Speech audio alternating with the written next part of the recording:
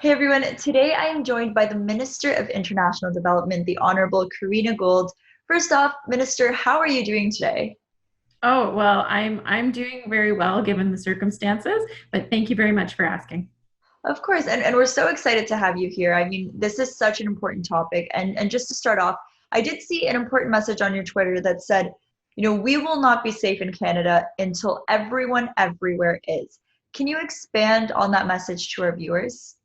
Yeah, absolutely. So, I've been framing Canada's global response as part of our domestic response because we know how easily this virus travels across borders in communities, how quickly it can take off. And so really understanding that while things are absolutely getting better here in Canada because of the really great work and sacrifices and things that Canadians have undertaken to really, stop the spread, flatten the curve, and reduce our case count dramatically these past 4 months, we know that it can take off at any point. And so I don't think that there's ever been a time where we can understand as well as we can how the health of someone somewhere else in the world can impact the health of Canadians. And we need to make sure that we're doing everything we can to really just rid the world of the virus so that we can go back to the activities as we had them before. And what are some examples of ways that Canada is supporting other countries around the world in terms of flattening the curve and developing a vaccine? I mean, there's so many ways that we can really contribute.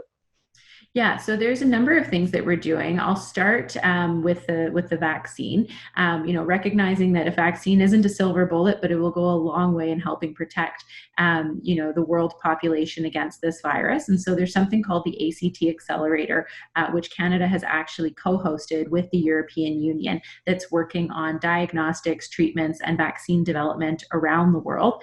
And so we've committed, funding for that. Most recently, on June 27th, the Prime Minister committed $120 million to go towards those three pillars, because we know that in different parts of the world, they're going to need different things. And so it's also going to take a while to develop a vaccine. And so in the meantime, we need to be able to diagnose, and we need to come up with different treatment options and different therapeutics to help people, get better and overcome this virus. And then the other thing that I would say is that, we're providing support for, things like distance learning, so that, marginalized and vulnerable children who may not have access to the internet can continue to learn while they're out of school, as well as providing support for organizations that provide sexual health and reproductive services, that provide protection services for children and for women who are perhaps living in unsafe situations. And so we're really trying to take a comprehensive approach to protect people in all the different ways that they're impacted by COVID-19. And I know that right now, non-essential travel and tourism is really in the back of everyone's minds, but a lot of these smaller countries in Latin America do heavily depend on tourism for their economies. And we just heard today that the US border won't be open until at least August 21st. So just in terms of non-essential travel and tourism, are there any plans to get that running again, or is there any kind of support being given in that aspect? Well, we're certainly having conversations, and I can say that particularly countries in Central America and the Caribbean have communicated that to me. They are coming up with their own protocols on how to safely reopen when it comes to tourism.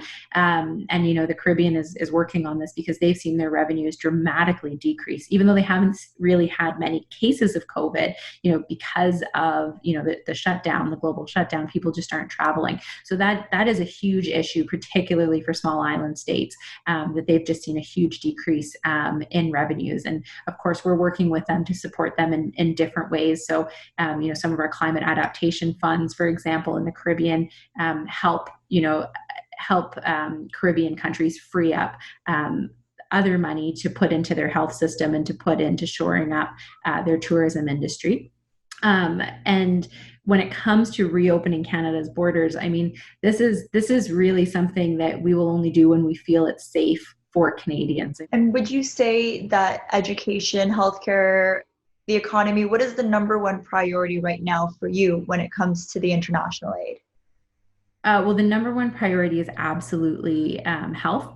If we don't deal with the health crisis, we're going to have an even worse economic crisis, and we won't be able to get people back into school. And so we really do need to make sure that we're addressing the health issue, but we can't do that in isolation. Is there any way that Canadians can support some of the aid or some of the initiatives that the Canadian government is doing?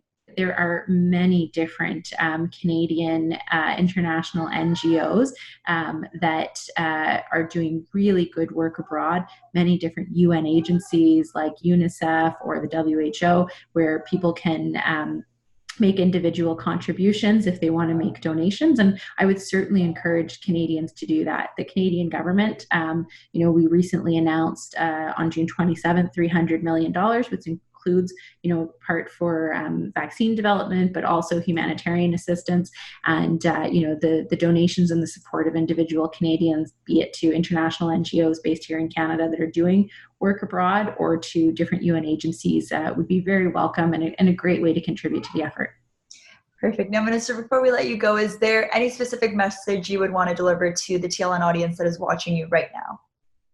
Well, more than anything, I just want to express my gratitude on behalf of the Government of Canada to Canadians and residents of Canada who have made such tremendous sacrifices these past 4 months, who have really followed the advice and guidelines of public health, and to say thank you for doing that, because we are where we are today because of all of you. I know it's been really hard, and as we are entering into this next phase of reopening our economy, it's so important to keep practicing those public health measures. Wash your hands frequently with warm water and soap for 20 seconds.